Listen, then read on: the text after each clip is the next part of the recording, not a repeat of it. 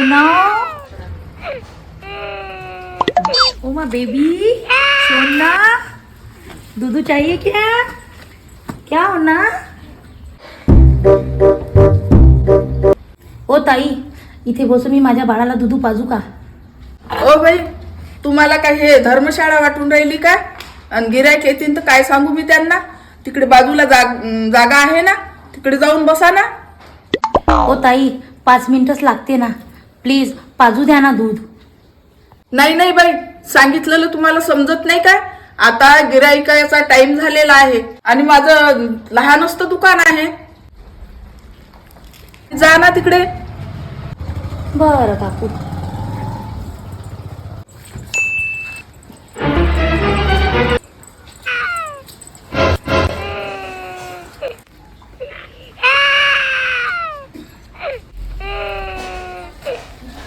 अहो बाई, तुम्ही त्या बाईला इथं एका कोपऱ्यात बसून दूध पाजू दिलं असतं तर काय झालं असतं?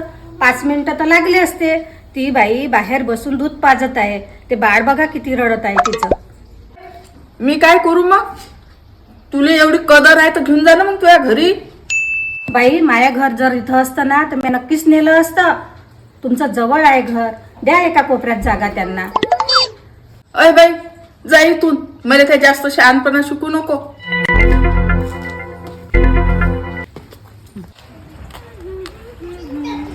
आई पोरी, तुझा दुपट्टा दे ग 5 मिनिटासाठी. चला काकू, काय काम आहे? तर 5 मिनिट. बरं बरं घ्या, पण लवकर आणा. बाळ रडत आहे का? बरं बरं, पाजा तुम्ही आरामशीर पाजा ताई. चला.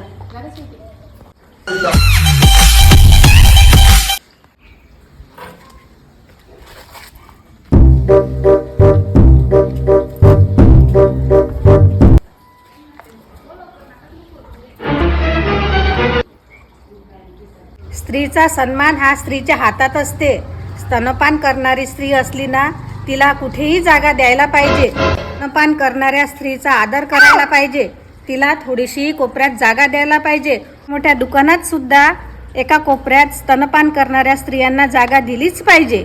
आणि तुम्ही तर एक स्त्री आहे. खरंच बाई, चुकलं माय. चला ताई माझ्या दुकानात. आता मी दूध पाजलं ताई माझ्या बाळाला, पण आज माझ्या संग असं वागले, याच्यानंतर कोणतीही स्त्री असो तिच्यासोबत असं कधीच वागू नका. गुड.